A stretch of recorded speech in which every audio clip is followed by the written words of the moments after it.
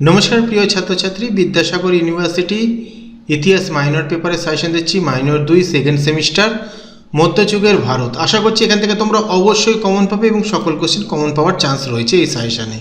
তো প্রথম অধ্যায় থেকে মান 10-এর জন্য দিচ্ছি আরবদের সিন্ধু অভিযানের কারণ, প্রকৃতি ও ফলাফল বিস্তারিত আলোচনা করো। আরব আক্রমণের প্রাক্কালে সিন্ধুর রাজনৈতিক অবস্থা কেমন ছিল? কোশ্চেনটা মাঝারি মানে গুরুত্বপূর্ণ রয়েছে। মান 10-এর জন্য হয়তো এখান থেকে কোশ্চেন নাও আসতে পারে, যদি আসে তো এই প্রশ্নটা থেকেই আসবে। তবে মান 10-এর সিন্ধু বিজয় থেকে নাও আসতে পারে এবছরের জন্য। মান 5-এর জন্য পড়বে আরবদের সিন্ধু দেশ বিজয়ের সংক্ষিপ্ত বিবরণ দাও ও তার ফলাফল ও প্রভাব আলোচনা করো। তো মান 5-এর জন্য পড়ে রাখতে পারো সিন্ধু দেশে আরব শাসনের প্রকৃতি বা চরিত্র কেমন ছিল। এই দুটো প্রশ্ন মান 5-এর জন্য পড়ে রাখবে। তবে মান 10-এ আসার চান্স কম রয়েছে, যদিও আসে তোমরা কমন পেয়েই যাবে।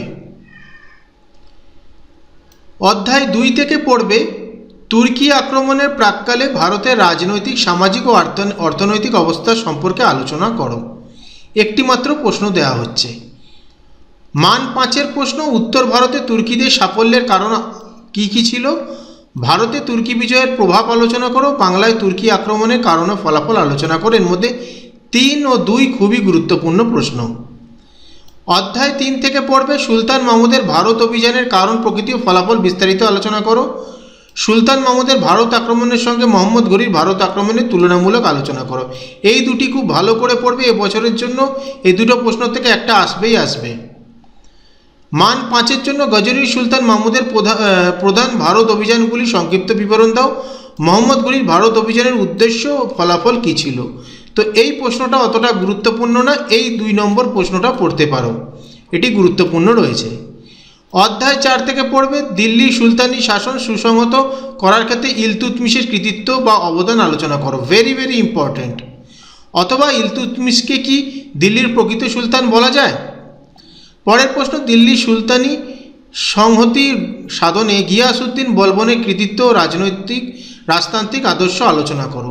এক্ষেত্রে আমি বলে রাখি যে এটা মান 10-এর জন্য প্রশ্ন হলেও শুধুমাত্র গিয়াসউদ্দিনের কৃতিত্ব টিকা হিসাবে সামান্য পড়ে রাখবে, এটা অতটা গুরুত্বপূর্ণ মনে হচ্ছে না। ফিরোজ শাহ তুগলকের জনকল্যাণমূলক কার্যাবলী আলোচনা করো। তাকে কি সুলতানি যুগের আকবর বলা যুক্তিসঙ্গত? Very very important. সুলতানি আমলের ইতিহাসের সাহিত্যিক ও প্রত্নতাত্ত্বিক উপাদানগুলি আলোচনা করো। মাঝারি মানের গুরুত্ব।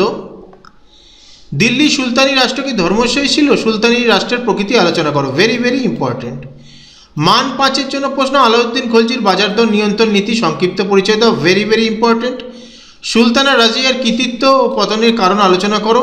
এক্ষেত্রে বলে রাখি এটা সামান্য টিকা পড়ে রাখবে তোমরা, 5 নম্বরের জন্য গুরুত্বপূর্ণ রয়েছে। 40 চক্র গুরুত্বপূর্ণ রয়েছে। দিল্লি সুলতানি সাম্রাজ্যের পতনের প্রধান কারণ কী ছিল? কুতুবউদ্দিন আইবকের কৃতিত্ব আলোচনা করো। অধ্যায় 5 থেকে পড়বে বিজয়নগর সাম্রাজ্যের শ্রেষ্ঠ শাসক কৃষ্ণদেব রায়ের রাজনৈতিক ও সাংস্কৃতিক কৃতিত্ব ব্যাখ্যা করো। এক্ষেত্রে এই প্রশ্নটা আমি বাদ দিচ্ছি, কারণ গতবারে এই প্রশ্নটা এসে গেছে, কিন্তু রাজনৈতিক ও সাংস্কৃতিক এভাবে হয়তো আসেনি। সামান্য গুরুত্বপূর্ণ রয়েছে, তবে এটা সময় থাকলে পড়বে, নইলে পড়বে না। বাংলার ইতিহাসে ইলিয়াস শাহী ও হুসেন শাহী রাজবংশের অবদান আলোচনা করো। Very very important. মধ্যযুগের বাংলার একজন স্বাধীন শাসক হিসেবে আলাউদ্দিন হুসেন শাহীর কৃতিত্ব মূল্যায়ন করো। এই কোশ্চেনটা গুরুত্বপূর্ণ। এই দুটো প্রশ্ন গুরুত্বপূর্ণ রয়েছে। কৃষ্ণদেব রায়ের এই প্রশ্ন না আসলেও অতটা গুরুত্বপূর্ণ কিন্তু নয়। মান 5-এর জন্য এই অধ্যায় থেকে পড়বে বিজয়নগর রাজ্যের শাসন ব্যবস্থার সংক্ষিপ্ত পরিচয় দাও। বাহমনি রাজ্যের উত্থানে মাহমুদ গওয়ানের অবদান কী ছিল? শামসুদ্দিন ইলিয়াস শাহের কৃতিত্ব আলোচনা করো। তালিকোটার যুদ্ধের কারণ ও গুরুত্ব সম্পর্কে টিকা লেখো। বিজয়নগর সাম্রাজ্যের পতনের কারণ লেখো। এর মধ্যে 4, 3, 2 অতি গুরুত্বপূর্ণ প্রশ্ন। অধ্যায় 6 থেকে পড়বে শের শাহের শাসন ব্যবস্থা আলোচনা করো। তাকে কি একজন সংস্কারক না উদ্ভাবক বলা যায়? Very very important. আকবরের রাজপুত নীতির প্রধান বৈশিষ্ট্য কী ছিল? এই নীতি সাম্রাজ্য গঠনে তাকে কীভাবে সাহায্য করেছিল? Very very important. শাহজাহানের রাজত্বকালকে কি মুঘল যুগের সুবর্ণযুগ বলা যায়? যুক্তিসহ আলোচনা করো। ঔরঙ্গজেবের দাক্ষিণাত্য নীতি ও তার ফলাফল সমালোচনামূলক বিশ্লেষণ করো। Very very important. 5 মার্কের জন্য বাবর ছিলেন সাম্রাজ্যের প্রতিষ্ঠাতা কিন্তু সংগঠক নন, আলোচনা করো। আকবরের ধর্মনীতি দ্বীন-ই ইলাহি সম্পর্কে সংক্ষেপে আলোচনা করো। এটা অতটা পড়তে হবে না, এটা গুরুত্বপূর্ণ না, দেখে রাখতে পারো। মুঘল প্রশাসনে নূরজাহানের ভূমিকা আলোচনা করো। মনসবদারি প্রথা বলতে কী বোঝো, এর বৈশিষ্ট্য লেখো, গুরুত্বপূর্ণ রয়েছে। জায়গিরদারি সংকট বলতে কী বোঝো, গুরুত্বপূর্ণ রয়েছে। মুঘল সাম্রাজ্যের পতনের কারণ আলোচনা করো, গুরুত্বপূর্ণ রয়েছে। অধ্যায় 7 ভারতে ভক্তি আন্দোলনের উদ্ভবের কারণ, মূল বৈশিষ্ট্য, ঐতিহাসিক গুরুত্ব আলোচনা করো। এই আন্দোলন কি একটি সামাজিক বিপ্লব ছিল? Very very important. মধ্যযুগীয় ভারতীয় সংস্কৃতিতে সুফি আন্দোলনের উদ্ভব, বিস্তার ও প্রভাব মূল্যায়ন করো। মান 5-এর জন্য ভক্তি আন্দোলনের প্রধান প্রচারক হিসেবে কবির বা গুরু নানকের ভূমিকা আলোচনা করো। এখানে তোমরা কবির, গুরু নানক দুটোই পড়বে।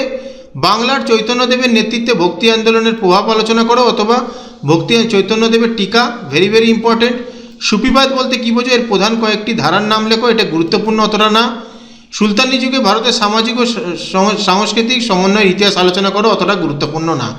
এখানে এই দুটো প্রশ্ন বেশি গুরুত্বপূর্ণ, এই দুটো প্রশ্নই পড়ে রাখবে, যেখানে কবির ও গুরু নানকের দুটোই ভূমিকা পড়ে রাখবে। যাই হোক, এগুলো হচ্ছে সাজেশান, এগুলো ভালো করে পড়ো, অবশ্যই তোমরা কমন পাবে। ভিডিওটা ভালো লাগলে লাইক, কমেন্ট, শেয়ার করে দিও।